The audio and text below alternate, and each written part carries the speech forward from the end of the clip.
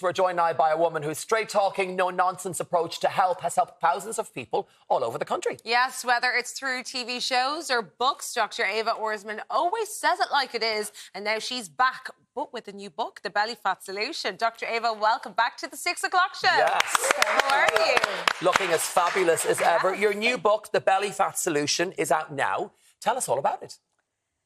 It's a very personal story of my own struggles with belly fat, which I never thought that I would find myself in that situation.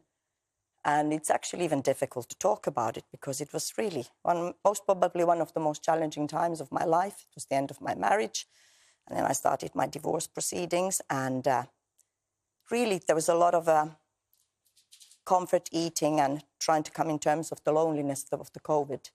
And of course, my lifestyle wasn't what people would see me usually saying. So I ended up with the struggle of the belly fat, and I really needed to become my own patient and find different ways to change my lifestyle. And that was in the middle of COVID when I was quite isolated and so many things changed. I know I'm not the only one. We all found COVID very difficult, but I think that COVID was particularly difficult for single people. And I found myself living alone for the first time in 20 years. And I managed to fall in love with myself again. And I managed to find the struggle.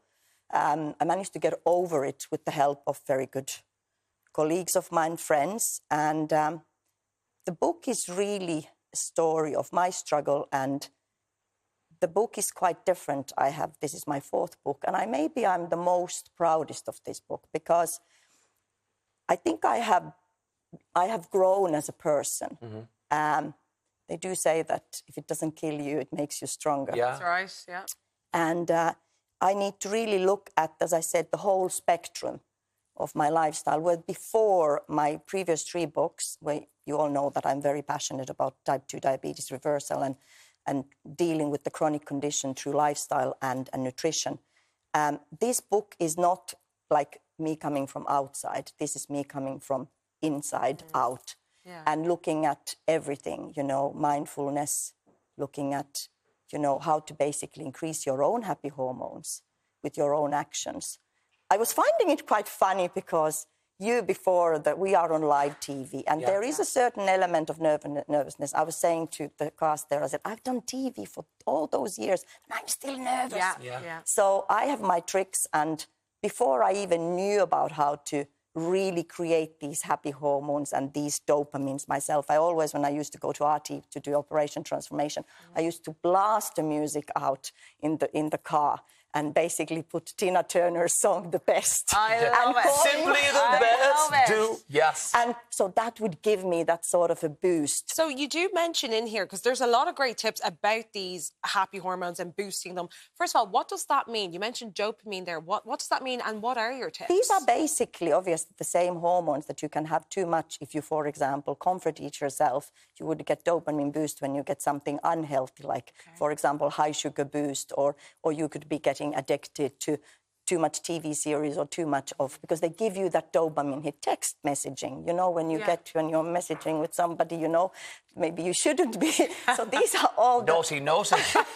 So the dopamine hit, but you see, you can have this good dopamine, which is the one that gives you the drive, exactly what you were doing there before.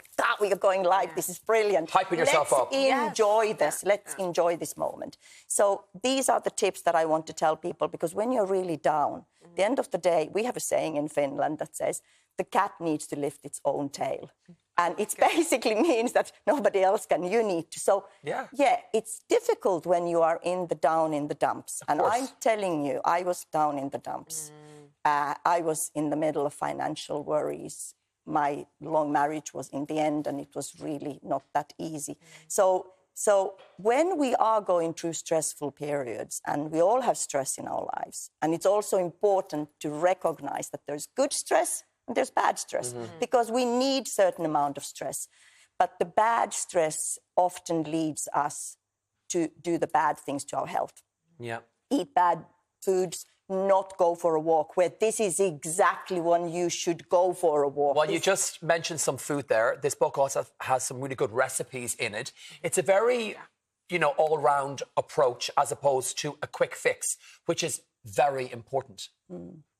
It really is. And of course, I still say that nutrition is the foundation. It's 80% what we do. But if you don't have the other elements, if you don't sleep and you don't get the other element, you don't have the energy to cook the right food, you don't have the energy to go to do the shopping. But like, we need to remember that most of our health comes from the gut. And if you don't eat the vegetables, the fiber, you don't have enough protein. If you don't give those growth elements, like you Irish are great with your flowers, you put all the sorts of things to make them flourish, but sometimes you forget that actually you are the flower, you are the most important person in your life. You need to look after you. Well, let's talk about food. If you need a quick, healthy meal, what's your go-to? There's many. You know, obviously, I like sort of paella type of dishes, like all of us, because it's carbohydrates. But there is a jambalaya, which is basically made with my smart rice, which is based on konjac, and it's basically like a rice alternative, because there's hardly no carbohydrates, because I believe that we should reduce our carbohydrate intake and keep our protein up, especially when we are trying to address our excess weight. So jambalaya is one of them. You know, there's a lot of vegetables, there's a little bit of prawns. You can also make it with chicken. Then, obviously, I lived many years in Italy, so I always liked the Italian meatballs with courgette, which is another sort of a low-carbohydrate version. You basically make from courgettes, you make like a spaghetti. Oh, the courgette spaghetti. Those meatballs, they sound gorgeous. Yeah. If you're going to treat yourself, what does Dr. Eva have as a treat? Now, you're going to go wild, You're Dr. allowed to Eva. have a bad day. I go always wild, because I am a bit of this extreme, and I'm going to try to... Well, tell us about going wild. You're going to treat yourself. It would be, unfortunately, Sauvignon Blanc from Marlborough from New Zealand, and then it would be Leonidas chocolates. Oh, nice. Okay, we're here for this. This is very nice. relatable. We get you. Yes. We see you. We see you. We see you You're now. allowed an off day. And then... Oh, she's there's not more. stopping. I would love to have a really nice man next to me. Oh, that's dessert, Dr. that's Eva. Dessert. That's dessert. That's the best kind. Yes. Now, you also have a chapter in your book about the menopause. Are there alternatives for HRT?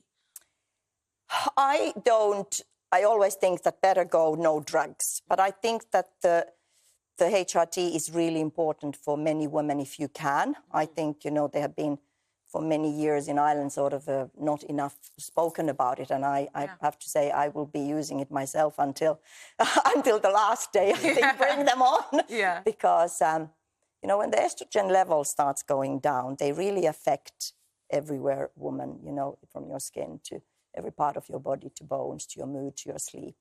And I'm a big believer that it's really important that you, if you can, you take them. Yeah. Obviously, not to forget men, you know, men also. Yeah, andropause. Decline. Don't look at me when you say that. There's nothing declining. But to be honest, I'd never heard of it until today. I wasn't going to say until I met you, but until today. But how does it differ for men? Because they don't have as evident menopausal symptoms often, but they do. We know that over 50% of men over age 50 has erectile dysfunction. And of course, often this can be because the testosterone is declining, and also they have belly fat. And the belly fat, which is the visceral fat, basically makes the blood, we are live TV here, goes in the wrong place instead of going in the right place. Right. So if you increase your testosterone with the same gels, that also, by the way, it's not a bad idea for some women who need it. Obviously, you do this under your doctor's, you know, prescription. A little bit of testosterone for women as well. And men can use the testosterone gels as well. Well, I'll be slapping on that gel soon. Before we let you go... But you need to go to your doctor for Of course. Tell us about January 16th.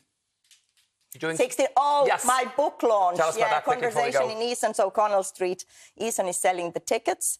And I would hope, obviously, as many people to come. You know, I'm there. We are talking about my book. There's questions and answers. I will be signing the book. And I hope that people will come